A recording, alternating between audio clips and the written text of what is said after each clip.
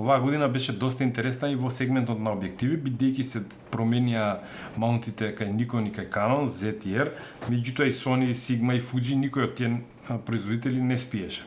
Ја ќе издвоам неколку објективи кои што ми оставија добар впечаток. Воведувањето на новите бајонети од страна на Nikon и на Canon, Z и R, за поголем дел од фотографите представува ноќна мора. Фактички тоа значи дека сите ваши стари објективи во кои што сте инвестирале многу пари и сте ги чувале во текот на годините, доколку не сте ги чувале, мање више, треба да ги заборавите и сега треба да купувате нови.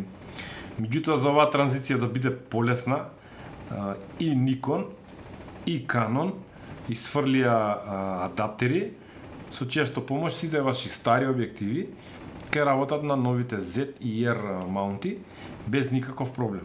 И навистина, јас со моите Sigma објективи немам никаков проблем, си работат одлично, фокусираат одлично.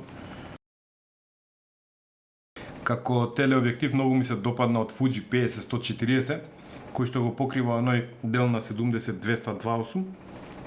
Во комбинација со X-T3 беше одличен и на ракометната утакмица од Вардар и Pixel Шмегеш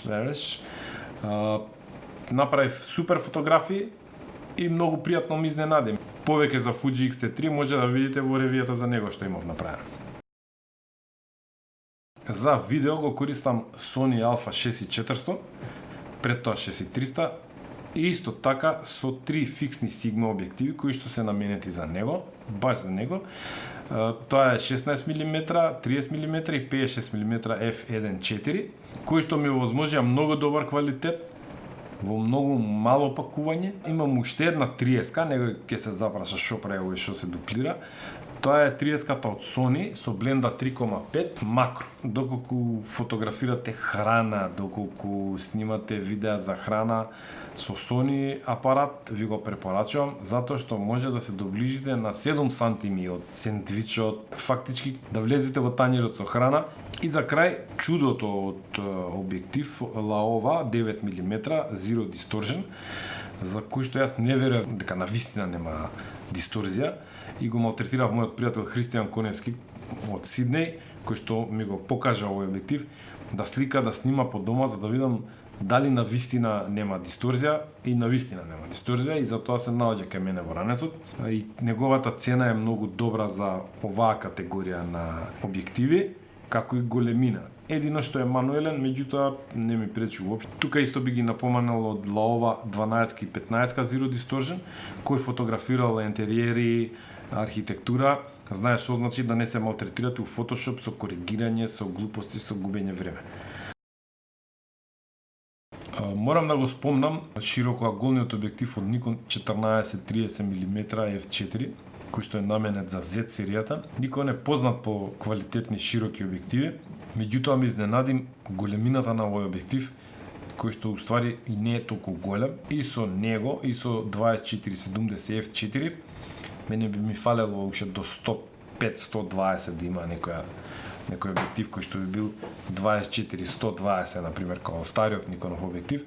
Тоа би било идеално пакетче за патување. Во Белград имав прилика да го поиграм малце многу зборениот објектив од Nikon, Noct. Овој објектив ја го гледам повеќе како на круната на некој крал, како некој медал за врвен фотограф, бидејќи со неговата цена не е достапен за сите. И ова е мануелен објектив. Фотографиите што ги имаше направено Борис Билица беа феноменални. И овој објектив е за фотографи кои што креираат фотографии. Односно, оние што им се продаваат фотографиите од по 15-20 илјади долари па нагоре, или што ги ангажираат многу битни некои куќи. Овој објектив не е наменет за секого и ќе остане онаква желба, меѓутоа мислам дека за 95% од нас, обични фотографи, можеме да живееме и без него. Евентуално ако ви треба статусен символ, а не ви треба втора кола, може да го земете.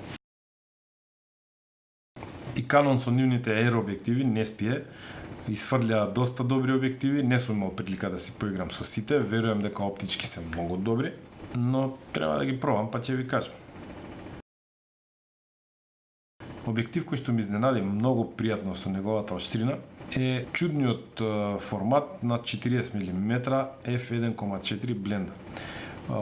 Овој објектив на DX0 има добиено доста високи вредности и мене дури ме замисли да ги заменам 35-ката и 50-ката со него. Тоа ќе видиме во иднина. И овој објектив е направен да може да им парира на фотоапаратите со над 50 мегапиксели. Толку е оштар. Сега, јас се чудев која е таа должина 40 мм, меѓутоа тоа било должина која што е за филмот стандардна, а ја пошто не сум снимал филмови, не знам. Да ги споменам и објективите од Samyang, наменети за видео. Тоа е ова четворка овдека, која што се состои од 24 мм, 35 мм, 50 мм и 85 мм со бленда 1.5. Овие објективи се карактеристични по тоа што имаат од оние стандардните запчаници и на фокусирањето, и на блендата, и декликовани се, што значи не треба да се прави ништо дополнително. Мене ми се интересни, бидејќи јас ги користам со моторот на Ronin S, можам јас да контролирам кај ќе биде фокусот, што ќе биде во фокус, дали ќе си играме со бленда и така.